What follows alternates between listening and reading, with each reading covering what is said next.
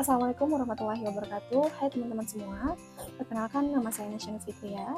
Saya adalah salah satu mahasiswa dari kampus Universitas Siber Asia, jurusan PJJ Akuntansi. Di video kali ini saya akan mempresentasikan hasil pekerjaan saya mengenai materi analisis SWOT. Nah, video kali ini saya buat untuk memenuhi salah satu ujian akhir semester dari mata kuliah manajemen strategik. Langsung saja kita ke materi yang akan saya bahas mengenai analisis SWOT. Selamat menyaksikan.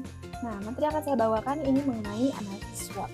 Nah, ada beberapa poin yang akan saya jelaskan pada materi kali ini, yaitu ada pendahuluan, konsep dasar SWOT, komponen analisis SWOT, ada metodologi analisis SWOT, yang berikut ada studi kasus PT Telkom Indonesia dari analisis SWOT ini, yang keenam ada kesimpulan, dan yang ketujuh ada referensi. Langsung saja kita ke pembahasan yang pertama, yaitu pendahuluan. Nah, latar belakang dari analisis SWOT sendiri yaitu analisis SWOT merupakan alat perencanaan strategi yang fundamental dalam manajemen organisasi. Analisis SWOT sendiri dikembangkan oleh Albert Humphrey di Stanford Research Institute tahun 1960 sampai 1970. Nah, analisis SWOT ini digunakan secara luas untuk pengambilan keputusan strategi sebuah perusahaan. Nah, tujuan pembelajaran kali ini yaitu yang pertama, memahami konsep dasar analisis SWOT, yang kedua ada penguasaan metodologi implementasi SWOT, yang ketiga ada menganalisis contoh penerapan dalam konteks bisnis nyata. Nah, next, apa sih analisis SWOT ini? Nah, analisis SWOT sendiri adalah rangka analisis yang mengidentifikasi dan mengevaluasi sebuah perusahaan dari yang pertama, SWOT itu panjangan dari S-nya, strength atau kekuatan, yang kedua ada weakness atau kelemahan, yang ketiga ada opportunity atau peluang, yang keempat ada threat atau ancaman. Nah, signifikansinya yang pertama itu membantu organisasi mengidentifikasi posisi strategisnya. Yang kedua, dasar pengambilan keputusan strategi. Yang terakhir ada alasan evaluasi komprehensif kondisi internal dan eksternal sebuah perusahaan. Yang berikut yaitu ada beberapa faktor atau komponen analisis SWOT terbagi atas dua faktor, teman-teman. Yang pertama ada faktor internal, yaitu terdiri dari strength, kekuatan, dan weakness atau kelemahan. Nah, dari komponen analisis strength ini, yang pertama ada kapabilitas dan sumber daya internal positif. Yang kedua ada keunggulan kompetitif. Yang ketiga aset strategi organisasi. Nah, untuk kelemahannya sendiri atau weakness, yaitu ada keterbatasan internal. Yang kedua, area yang membutuhkan pengembangan. Yang kedua, area yang membutuhkan pengembangan. Yang terakhir ada hambatan operasional. Jadi, komponen dari faktor internal itu dari faktor yang bagian dalam organisasi yang bagian internal atau bagian dalam. Nah, komponen analisis SWOT yang kedua itu dari faktor eksternal yang kita ambil dari faktor luar. Contohnya dari analisis SWOT yaitu opportunities dan threat atau peluang dan ancaman. Nah, dari peluangnya ini yaitu ada kondisi eksternal yang menguntungkan. Yang kedua ada tren pasar positif dan celah strategis. Nah, dari ancaman sendiri ada tantangan eksternal, yaitu tantangan yang dapat dari luar. Yang kedua ada risiko potensial dan perubahan lingkungan yang merugikan. Nah, lanjut ke materi yang berikut, yaitu tahapan analisis dari analisis SWOT ini. Yaitu ada 3 tahapan, teman-teman. Yang pertama ada pengumpulan data. Nah, pengumpulan data yaitu kita harus survei internal, analisis pasar, dan studi kompetitor. Jadi untuk mengambil data yang ada, kita harus melalui 3 tahapan itu. Yang kedua, tahapan kedua ada identifikasi faktor. Nah, faktor apa yang saja yang mempengaruhi? Yang pertama, pemetaan faktor internal. Jadi kita harus mencari dulu faktor internalnya. Ada pemetaan faktor eksternal, mencari dulu apa jadi faktor eksternalnya, dan penentuan prioritas. Jadi faktor-faktor apa saja yang menjadi prioritas dalam pengambilan keputusan nanti. Dan ketiga ada matrix SWOT. Nah, matrix SWOT ini strategi SO atau strength dan opportunity, yang mana kekuatan dan peluang. Nah, kalau yang kedua ada strategi WO atau weakness dan opportunity atau kelemahan dan peluangnya.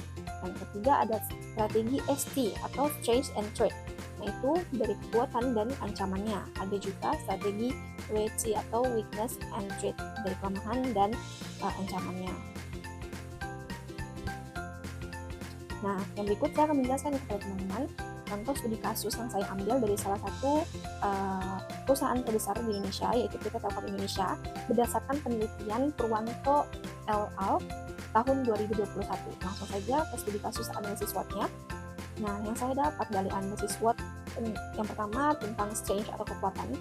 PT Telkom Indonesia ini infrastruktur jaringan terluas di Indonesia. Salah satu infrastruktur jaringan terluas di Indonesia.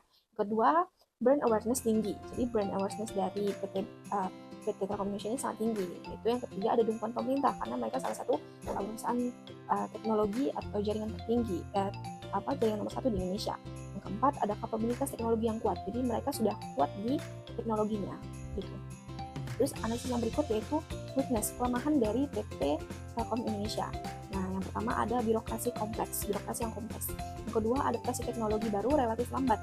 Jadi kalau seandainya ada teknologi yang baru masuk ke Indonesia, itu beradaptasinya cukup lama. Gitu. Yang kedua, ada ketergantungan pada pasar domestik. Jadi mungkin PT Telkom Indonesia ini berketergantungan dengan pasar domestik, jadi pasar di bagian Indonesia-nya. Yang keempat, ada efisiensi operasional perlu ditingkatkan. Nah, itu dari bagian operasional sendiri menjadi salah satu kelemahan dari PT Telkom Indonesia.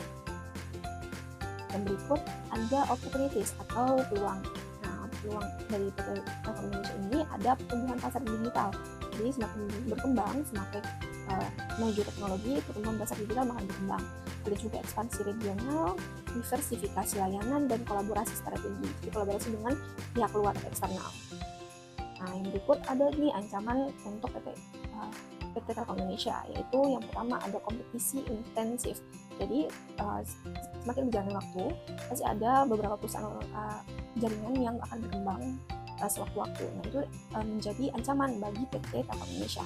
Kedua adalah perubahan regulasi. Nasional mungkin ada regulasi-regulasi yang berubah dari pemerintahan Indonesia. Yang ketiga ada disrupsi teknologi dan resiko siber. Yang terakhir ada resiko keamanan dari PT Telkom Indonesia, yang itu salah satu poin yang sebagai ancaman terbesarnya. Gitu. Jadi harus berhati-hati dalam membangun sebuah perusahaan. Itu kan kelemahan ancaman dari PT Telkom Indonesia. Nah, kesimpulan dari analisis SWOT yang saya jelaskan ini, yang saya paparkan ini, yaitu analisis SWOT telah terbukti menjadi suatu instrumen strategis yang sangat penting dalam perencanaan dan pengembangan organisasi. Nah, melalui analisis mendalam terhadap faktor internal, yaitu kekuatan dan kelemahan, serta faktor eksternal, yaitu peluang dan ancaman, organisasi dapat memperoleh pemahaman komprehensif tentang posisi dalam lingkungan bisnis. Jadi, keberhasilan implementasi analisis SWOT sangat bergantung pada keterlibatan aktif seluruh stakeholder dan keakuratan data yang digunakan. Jadi, data yang digunakan dalam analisis ini sangat berpengaruh ya.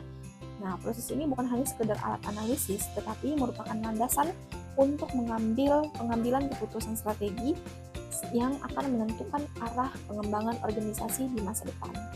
Nah, saran saya dalam materi ini, analisis SWOT ini, untuk mengoptimalkan manfaat dalam analisis SWOT, suatu organisasi perlu memperhatikan beberapa rekomendasi penting. Yang pertama, yaitu pembentukan tim khusus yang bertanggung jawab atas pelaksanaan dan monitoring analisis SWOT ini. Jadi harus diperhatikan terus-menerus setiap bulannya. Gitu. Yang kedua, yaitu pengembangan metodologi yang sistematis dengan timeline dan milestone yang jelas. Yang ketiga, ada implementasi hasil analisis melalui action plan SMART dengan penunjukan PIC yang jelas untuk setiap inisiatif. Yang keempat, yaitu pelaksanaan monitoring dan evaluasi berkala untuk memastikan efektivitas implementasi. Yang kelima, ada dokumentasi pembelajaran dan best practices untuk memperbaiki keberlanjutan. Jadi sebagai bahan ajar gitu dari masa-masa yang sebelumnya. Semua ini perlu didukung dengan komitmen yang kuat dan manajemen puncak dan alokasi sumber daya yang memadai untuk memastikan keberhasilan implementasi analisis SWOT sendiri di sebuah perusahaan. Nah, mungkin itu saja penjelasan yang bisa saya berikan kepada teman-teman.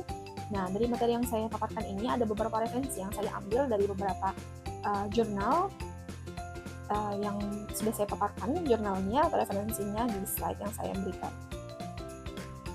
Nah, mungkin itu saja teman-teman yang bisa saya dapat sampaikan. Kurang lebihnya saya mohon maaf apabila ada kekurangan. Semoga apa yang saya sampaikan, materi yang saya sampaikan pada teman-teman di video kali ini bisa sangat bermanfaat untuk teman-teman semua. Mungkin itu saja, terima kasih. Sampai jumpa di video berikutnya. Assalamualaikum warahmatullahi wabarakatuh.